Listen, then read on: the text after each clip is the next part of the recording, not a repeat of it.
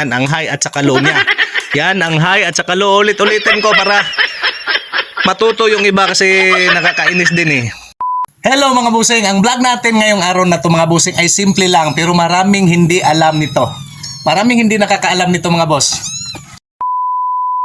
Napansin nyo pag nagbabiyahe kayo ng gabi, maraming hindi naglo-low ng ilaw. Kasi mga boss, hindi nila pinipindot ang low ng kanilang ilaw.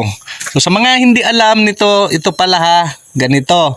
Sa mga motor nyo, kasi alam ko marami talagang hindi alam nito, mayroon yang high at saka low. Okay, tuturo ko to mga boss kasi marami talagang hindi alam nito. Hindi na alam kung paano gamitin. So balik tayo sa tutorial mga boss na pang kinder.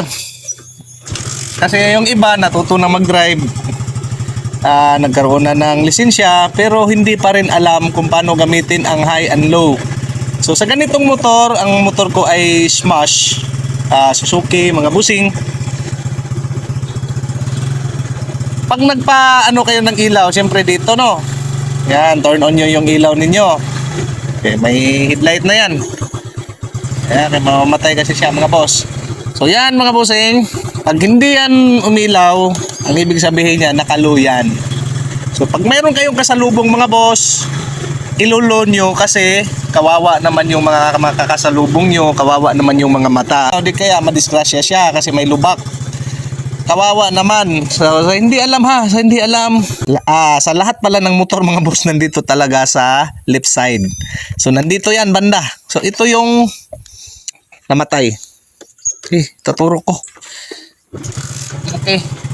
Tandar. Pag umilaw yan, ang ibig sabihin yan mga busing, yan po ay high. So pag mayroon kayong kasalubong, wag niyong i-high. Kawawa naman yung mata ng mga kasalubong nyo. At saka respeto na rin sa kanya. Saka baka may sira na daan, may ano ng DPWH, may nakalagay doon, hindi niya makikita yan kasi nga nakahay kayo. Kawawa naman, baka mabangga siya doon. So ito po, nandito po sa left side ang adjacent yan. Yan oh. Oh, nandito oh. Oh, pag gumanon ako, ibig sabihin nakahay siya. Pag gumanon ako, nawala yung ilaw na indicated na high. Pero ang ibang mga motor mga boss, mayroon dyan na naka-indicate din na low. So sa Smash kasi mga boss, high lang ang ano niya. So dito din may naka-drawing dyan mga boss. Yan o, yan ang high.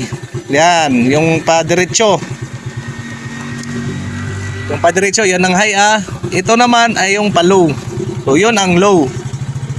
Mga bossing, tinuturo ko lang to kasi marami talagang driver mga boss na hindi ito alam. Hindi talaga. Hindi ko alam mga boss kung hindi nila alam o talagang hindi nila ginagamit.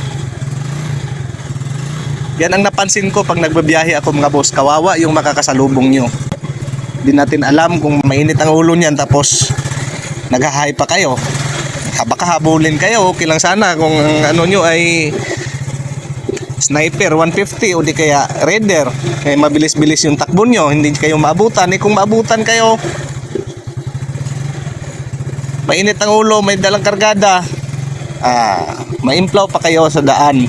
So mga boss, yan ang anuhin nyo ha. Sa hindi alam dyan, sa mga kamuti dyan, yan, ito ang high at saka low. Ito ang high at saka low. Sa mga ibang motor na katulad ng mga ganitong motor mga boss, nandyan din sa kabila pero hindi ganon ang ano. Ito yung pindutin nyo. Yan o. Yan. Yan ang high at saka low nya. Yan ang high at saka low. Ulit-ulitin ko para matuto yung iba kasi nakakainis din eh. Nakakainis din na hindi alam ang simpleng bagay na dapat matutunan sa highway, na dapat pag may kasalubong ay mag-low kayo kasi kawawa naman. Ulit-ulitin ko pa ba?